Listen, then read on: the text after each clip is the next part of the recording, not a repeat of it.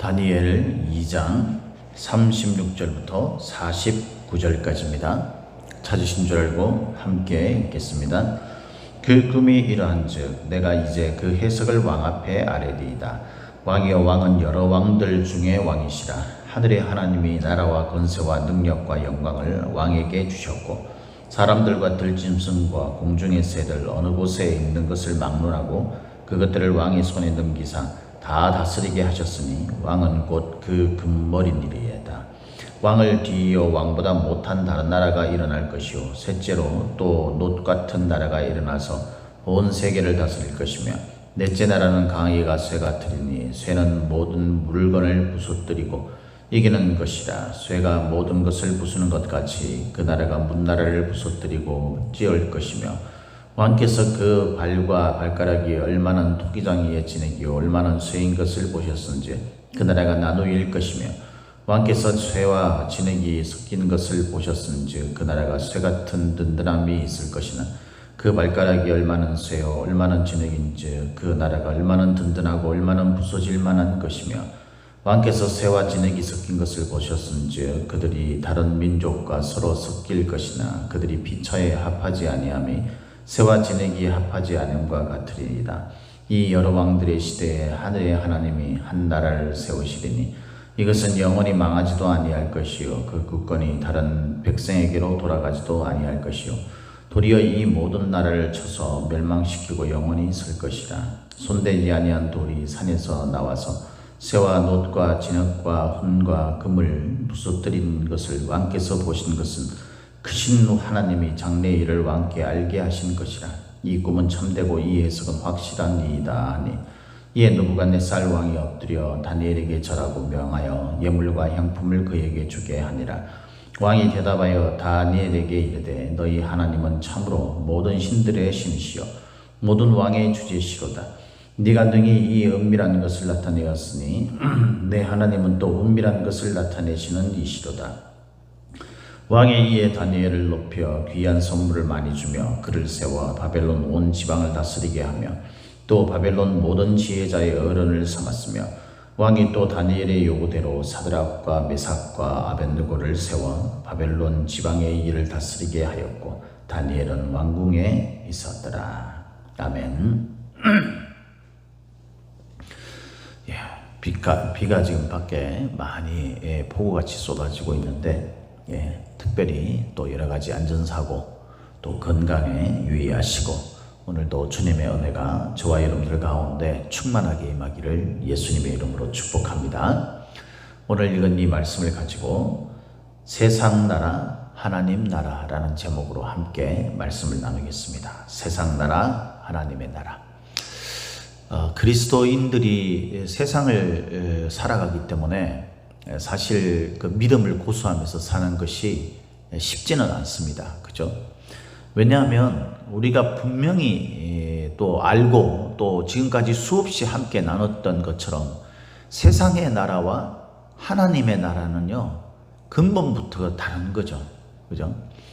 세상의 나라는 어떤 의미에서는 하나님의 그 선하신 것에 의해 창조되었지만 그럼에도 불구하고 죄의 뿌리를 가지게 돼버린 그런 죄의 그래서 하나님 앞에 결국 심판받게 될 그런 것이 바로 세상 나라죠. 반면에 하나님의 나라는 처음부터 끝까지 의롭고 또 영원하고 또 하나님 능력 가운데서 온전한 그런 나라입니다. 중요한 것은 우리가 세상을 살면서 세상 나라는 우리 눈으로 직접 보고 또 겪고 있는 것이지만 하나님 나라는 우리의 육체의 눈으로 또 우리가 그 손으로 만질 수 있는 그런 여건들이 쉽지 않다라는 거예요. 그런 것이. 그래서 사람들은 자꾸 세상 나라에 눈이 쏠리게 되고 또 그래서 그 속에서 일어나는 것이 성도건 뭐 믿지 않는 사람들이건 할 것 없이 그들의 가치관이나 또 그들의 중심이나 그들의 어떤 매력이나 소원이 돼버린 것이 또 현실입니다. 그러다 보니까 예수 믿는 사람들도 좀 하나님 나라에 소망을 두고 그렇게 좀 살아가면 좋은데 자꾸 이제 현실적인 눈앞에 직접적으로 보이고 지금 당장 맞닥뜨리는 어떤 문제에 매여서 살 수밖에 없는 또 연약한 그런 모습을 가지게 되죠. 오늘 우리가 읽은 이 말씀에서는 우리가 그렇게 직접 눈으로 보고 겪으면서 우리의 마음이 쏠리고 그래서 우리 삶의 거의 대부분에 지대한 영향을 끼치는 그런 세상 나라와 그 세상 나라의 또 다른 그런 전능하신 하나님, 우리가 믿는 그 하나님에 의해서 또 과거로 지금 그리고 앞으로 영원히 존재하고 있는 그런 하나님 나라, 이 하나님 나라에 대해서 성도들이 어떤 모습으로 생각하고 또 어떻게 바라볼 것인가, 이것을 우리가 함께 좀 생각을 해야 합니다.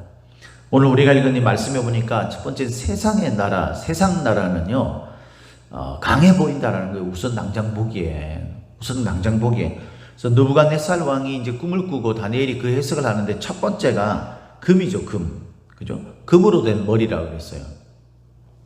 오늘 39절에 보니까 이렇게 되어 있죠.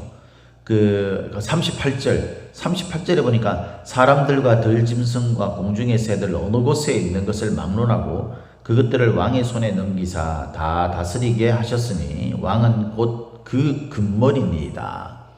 느부갓네살은 당시 세상 전역을 거의 점령해 가다시피 하는 굉장히 강력한 바벨론이라는 국가의 절대적인 군주 왕입니다. 이 느부갓네살 왕은 그래서 사실 겁나는 게 별로 없는 거죠. 절대적 권력을 가지고 있기 때문에.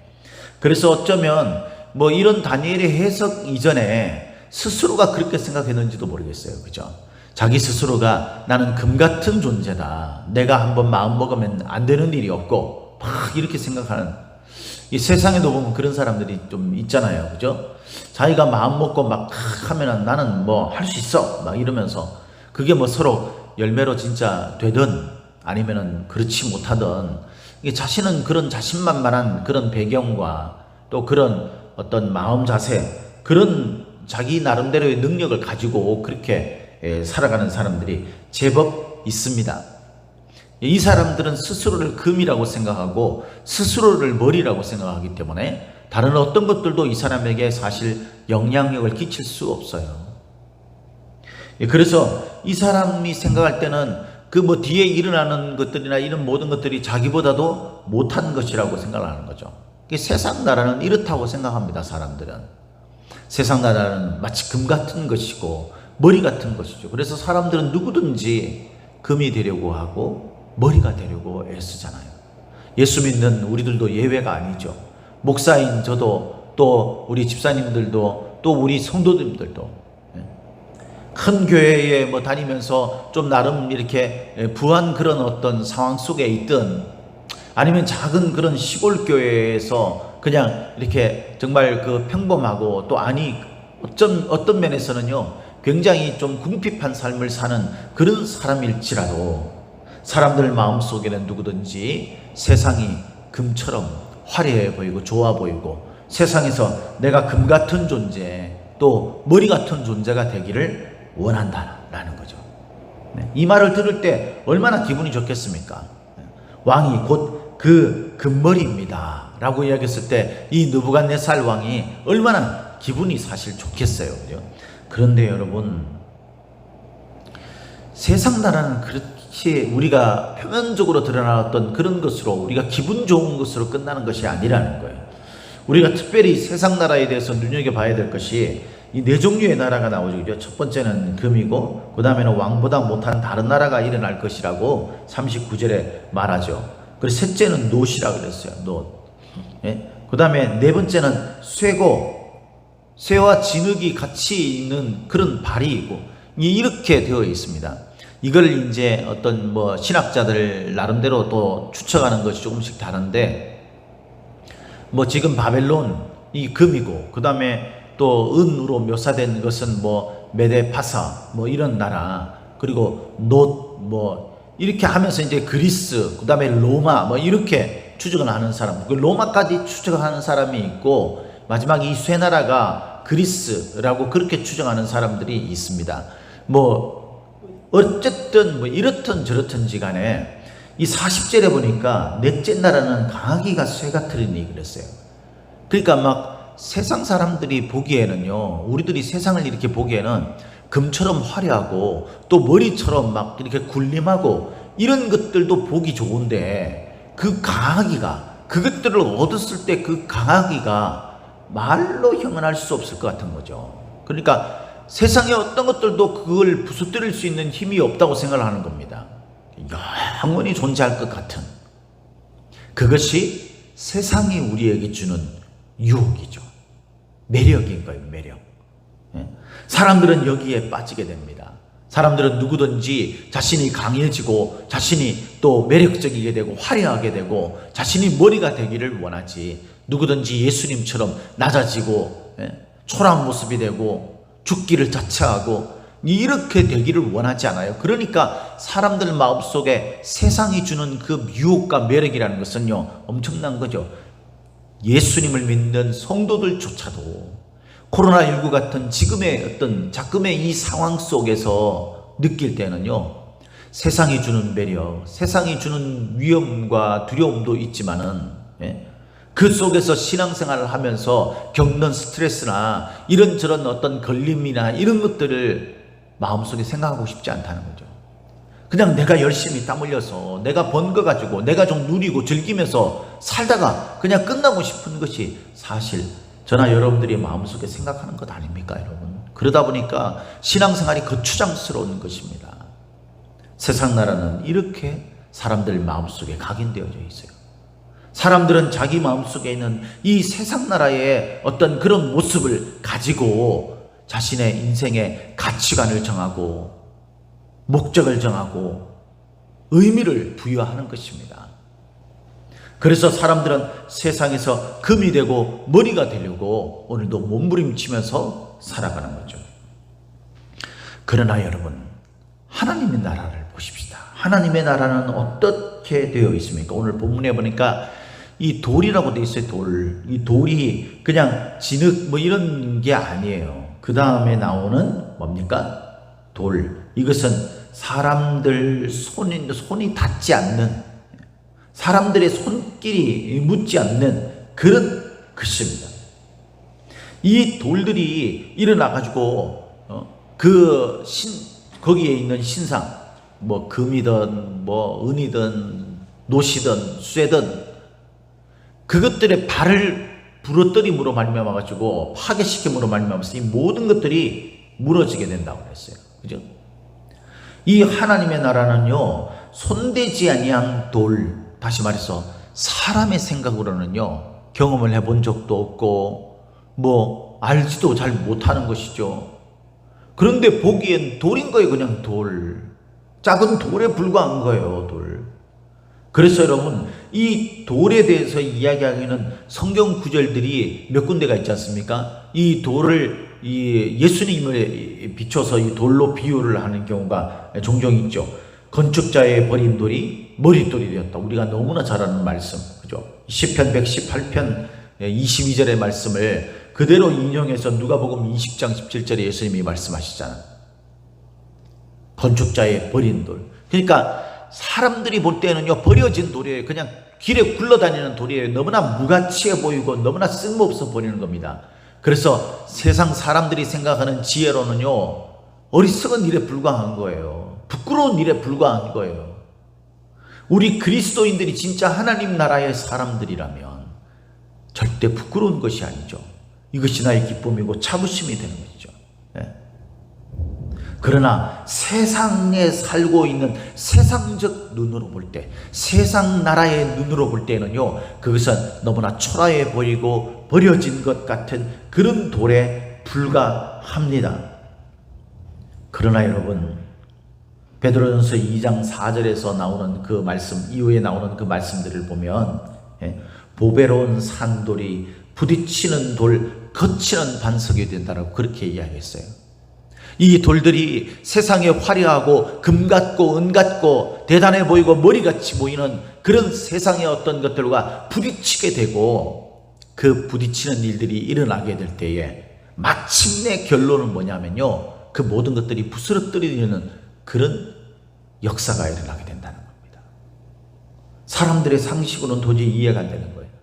오늘도 우리가 예배를 드리러 나오고요, 신앙생활 한다고 이야기하고 목사고 장로고 집사라고 이야기하지만, 권사라고 이야기하지만은 과연 그 가운데서 얼마나 되는 사람들이 세상 나라의 눈을 가지고 이 하나님을 보고 있는지, 예수님을 보고 있는지, 우리의 믿음을 보고 있는지, 아니면 하나님 나라의 눈을 가지고 이 돌, 보잘것없어 보이는 이 돌, 하나님 나라와 우리 주 예수 그리스도를 바라보고 있는지 참 의아스럽게 짝이 없죠. 그래서 교회조차도, 성도조차도 세상의 눈으로 금같이 머리같이 되는 것을 기뻐하고 즐거워합니다. 아이러니한 것은요, 예수님은 낮아지셨고 예수님은 스스로의 어떤 권위나 이런 것들을 버리셨지만, 그래서 나를 따르려면 너희들이 십자가를 지고, 세상 사람들이 볼 때에는 흉악범들이 붙잡혀가지고 그들 스스로의 죄 때문에 초라하고 비참하게 죽음으로 끝나는 그 십자가를 져야 한다라고 예수님께서 말씀하셨음에도 불구하고 이 세상의 모든 교회와 성도들 가운데 상당히 많은 사람들이요, 세상에서 면류관 쓰고 왕같이 되고 머리가 되고 금같이 되려고 한다는 거죠. 그래서 조금만 좀 교회가 규모가 있고 좀 그러면 있잖아요, 그 교회 다니는 것이 자랑스러운 거예요. 자부심인 거예요. 하나님을 믿는 것이 자부심이 아니라, 하나님을 위해서 내가 십자가를 지는 것이 자부심이 아니라, 내가 이렇게 잘 갖춰진 곳에서 내가 이런 역할을 하고 있는 것에 대해서 자부심을 가지고 있는, 우리 교회도 그렇지 않습니까 여러분? 우리 교회가 비록 작은 교회지만 그 속에서 사람들이 별 볼 일 없다고 생각하고, 사람들이 정말 초라해 보이는, 길거리에 버려서 그냥 이리저리 굴러다니는 돌같이 보이는 그런 일들에 대해서는 관심 없어요. 하고 싶지 않아요. 내가 우리 집에서도 안 하는데 내가 교회까지 와서 내가 이런 일을 해야 돼? 라고 생각하는 거죠. 왜? 우리는 믿음조차도, 신앙생활조차도, 교회생활조차도 세상 나라의 눈으로 보기 때문입니다. 내가 세상 나라에 있는 것처럼 하기 때문이에요. 하나님 나라는요, 돌같이 보이는 거예요. 그러나 그 돌이 결국에는요, 세상을 무너뜨리는 강력한 힘과 능력이 되는 것입니다. 왜냐? 왜 이렇게 될 수 있습니까? 보잘것없는 돌이 어떻게 그 강한 힘을 가지게 됩니까? 그 모든 힘의 근원은요, 하나님 나라의 주권은 하나님에게 있기 때문이죠. 전능하신 하나님에게 있기 때문에. 세상 나라의 주권은 누구에게 있습니까? 세상 나라의 주권을요, 사람들은요, 심지어는 교회 다니는 사람들이 잘못 교육을 받아가지고 세상 나라의 주권을 악한 마귀가, 권세 잡은 자가 하나님이 잠시 내버려 두기 때문에 그들이 힘을 가지고 권세를 가지고 막 그렇게 주권을 가지고 하고 있는 것처럼 생각을 합니다. 물론 일부분은 맞죠. 그러나 여러분, 그것은 올바른 성경의 그 뜻을 알고 있는 게 아니에요.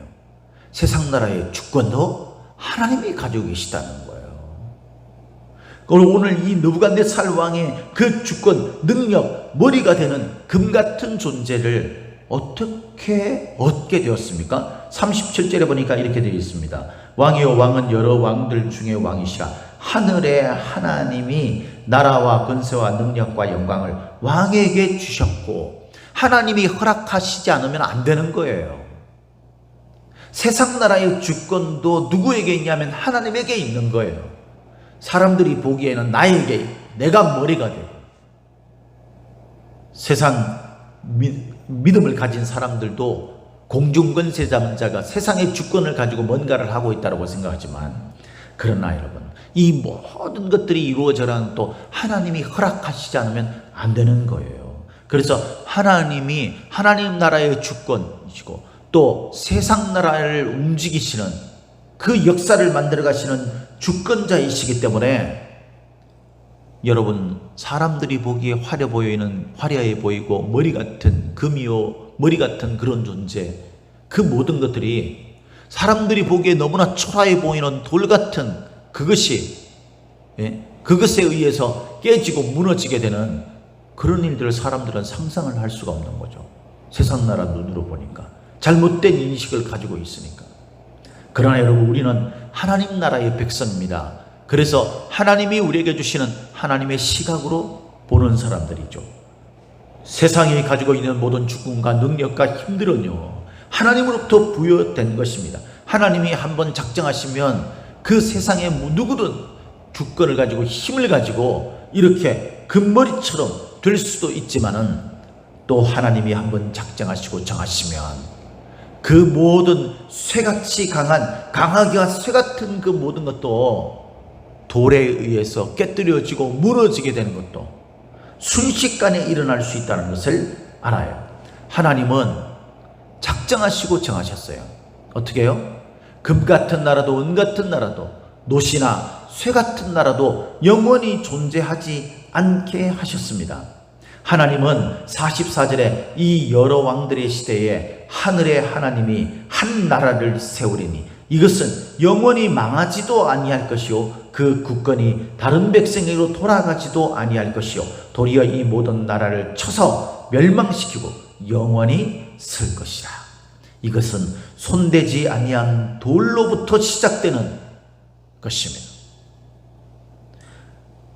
거치는 돌, 부딪히는 반석이 되신 우리 주 예수 그리스도, 보배로운 산돌이 되시는 그 예수님, 그 예수님에 의해서 이루어지게 될 것입니다. 마침내 느부갓네살 왕은 자신이 점령한 국가에 아직까지도 새파랗게 젊은 어린 나이인 이 다니엘을 앞에 무릎을 꿇습니다. 자신이 금물이라고 생각했던 그 느부갓네살이 다니엘 앞에 무릎을 꿇고 이렇게 고백하죠. 왕이 대답하여 다니엘에게 이르되 47절에 너희 하나님은 참으로 모든 신들의 신이시요 모든 왕의 주제시로다. 네가 능히 이 은밀한 것을 나타내었으니 네 하나님은 또 은밀한 것을 나타내시는 이시로다. 할렐루야. 그리고 다니엘과 사드락과 메삭과 아벳느고는 세상을 통치하고 다스리는 위치에 서게 됩니다. 세상 나라가 지금은 강해 보이고 좋아 보입니다. 그러나 여러분, 하나님이 정하신 때가 되면 반드시 무너지게 된다는 것을 꼭 기억하시고요. 우리가 보기에, 사람들이 보기에 초라해 보이고 그저 길거리에 굴러다니는 가치 없어 보이는 돌같이 보이는 것일지라도 하나님 나라 백성으로 하나님 나라의 장래에 소망을 두고 하나님을 마음속에 생각하며 하나님이 결국 이루어 주실 그 소망을 향해서 오늘도 하나님 나라 백성답게 살아가기를 바랍니다. 오늘도 우리에게 주어진 수많은 일들 속에서 여러분들은 세상 나라에 사는 사람들입니까? 하나님 나라에 사는 사람들입니까? 하나님 나라에 사는 사답게 살아가는 복된 날 되시기를 예수님의 이름으로 축복합니다. 축복합니다.